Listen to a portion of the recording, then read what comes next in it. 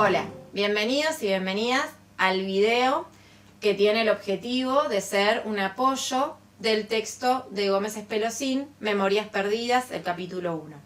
En primer lugar, el objetivo de esta serie de videos es acompañar su cursada en el marco de la cursada que vamos a iniciar en el año 2020, que tiene el formato de virtualidad, dada la situación de la epidemia internacional.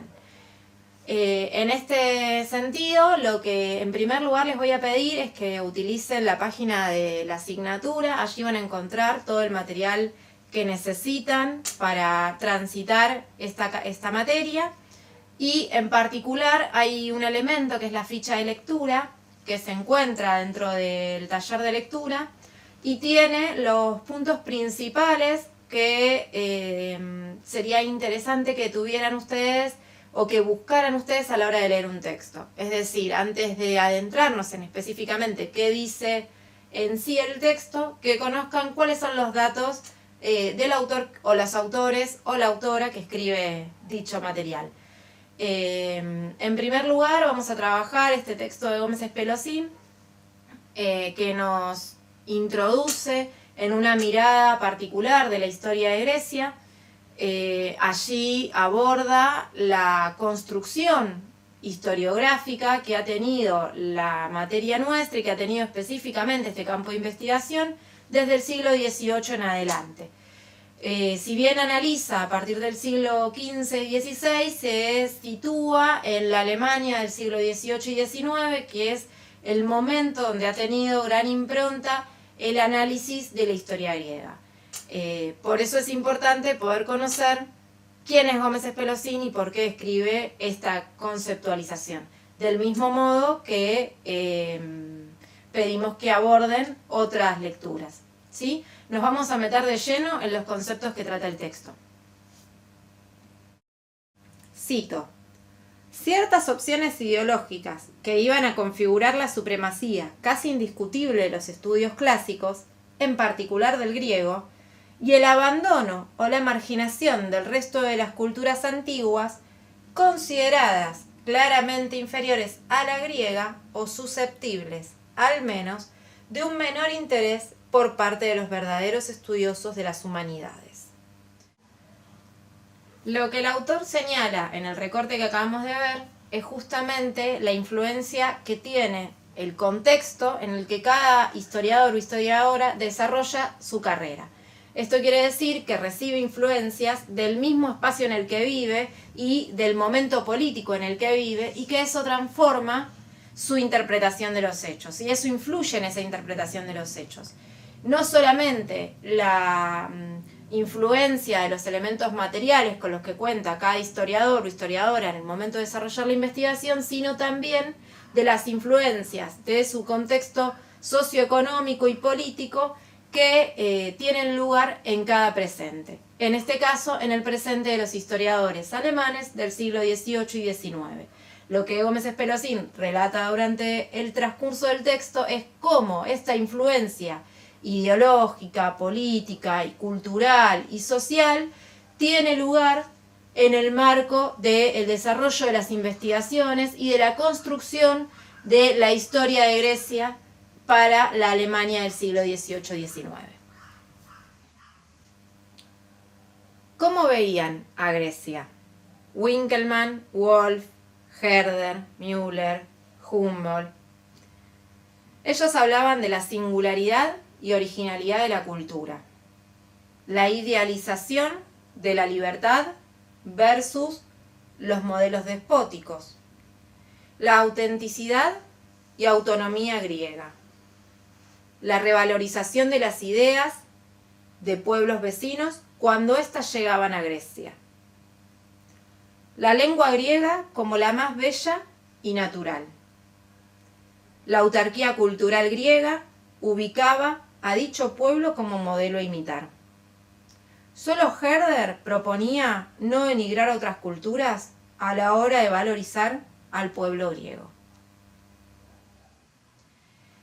Es importante, sin embargo, tener presente que mientras esto sucedía en el caso de los historiadores alemanes, había en su contemporaneidad otro grupo de historiadores de otros países que desarrollaron investigaciones en Egipto. Y eso llevó a una visión nueva del Oriente que hasta ese momento no se tenía, que le dio dos cuestiones. Por un lado, una originalidad a la hora de poder pensar ese Oriente y al tener las fuentes primarias, y por otro lado, una autenticidad, ¿no? Que se va a ver reflejado en los descubrimientos, en los hallazgos, en la interpretación, y va a llevar a construir esa identidad oriental, pero no deja de ver nuestro autor Gómez Espelosín que esta diferenciación entre Oriente y Occidente está vinculada a elementos ideológicos. Los pasos de Oriente. Múltiples arqueólogos y filólogos, en su mayoría de origen inglés y francés, trabajaron en la revalorización del Oriente a partir de los descubrimientos, desciframientos e investigaciones arqueológicas de diversos sitios. Por ejemplo, la expedición napoleónica a fines del siglo XVIII que descubre la piedra Rosetta. Petrie descubrió la ciudad de Tanis y Náucratis. Tuvo lugar el desciframiento del persa y el acadio. Se descubrió el palacio de Sargón II, la ciudad de Nínive, el palacio de Sennacherib, la biblioteca de Asurbanipal, la ciudad de Hattusa y los hallazgos en Mari, Ugarit y Ebla. Lo que es importante tener presente en los comentarios y el desarrollo del texto de Gómez Espelosín, que sirven a interpretar los conocimientos de nuestra materia, es cómo los historiadores alemanes del siglo XVIII y XIX, teniendo presente toda la investigación respecto y todos los acontecimientos respecto del desciframiento de nuevas escrituras, el conocimiento de las bibliotecas y las nuevas ciudades que aparecen con los descubrimientos de Oriente, sostienen igual en un pedestal a la historia de Grecia. Lo que Gómez Espelosín nos plantea respecto de esto es que eso no es justamente solamente una mirada desde el punto de vista histórico, sino que está influenciada por algunos elementos historiográficos que tienen que ver con la concepción ideológica de los autores y de los historiadores que abordaban la historia de Grecia en este momento. ¿Esto por qué? Porque así como él señala la importancia que ha tenido la comparación lingüística y la apropiación tanto por un lado de la rama de lenguas indoeuropeas como del desarrollo de las lenguas semíticas, cómo esta información va influyendo en el desarrollo de estas investigaciones, que llevan a garantizar a través de lo conceptual y de una definición histórica el lugar que tenía Grecia, y menospreciando las culturas orientales que van apareciendo en el contexto histórico de este tiempo que analizamos. A continuación, algunos elementos que los historiadores alemanes sostenían para el análisis de la Grecia clásica. Resistencia sobre la influencia de Oriente en la cultura griega. Múltiples y sofisticadas estrategias. Separar el legado mitológico griego del de Oriente. Apuntalar el ideal de un genio griego capaz de crear las ingeniosas narraciones míticas. Se construye el mito de la autarquía intelectual y creativa helénica que marcó al neohumanismo alemán y originó la idea del milagro griego. Se menospreciaba a las civilizaciones de Oriente, marcando un claro contraste entre griegos y semitas. Es importante tener en cuenta que, según el planteo de nuestro autor, los historiadores alemanes tomaron una decisión, que fue construir esa mirada de la historia griega, que está influenciada absolutamente por una necesidad ideológica de su contexto temporal. Por ello, estos elementos que recién marcábamos en la placa anterior es que se van a ver reflejados en la construcción historiográfica alemana. Y podemos leer lo que viene en la siguiente placa. Existió una tendencia para expulsar del terreno griego cualquier injerencia oriental marcada por inclinaciones de carácter antisemita e identifica con ello al historiador alemán Veloch y al filósofo Seller. Asimismo, consideró a la fase orientalizante del arte griego como la adolescencia del arte, en un claro dejo de soberbia al hablar sobre los modelos orientales. El autor considera que esto acompañó el enfrentamiento de dos mundos y la pérdida de una complementación. La defensa de la independencia de los griegos como modelo de civilización autónoma y autosuficiente fue una tarea de los filólogos alemanes del siglo XIX.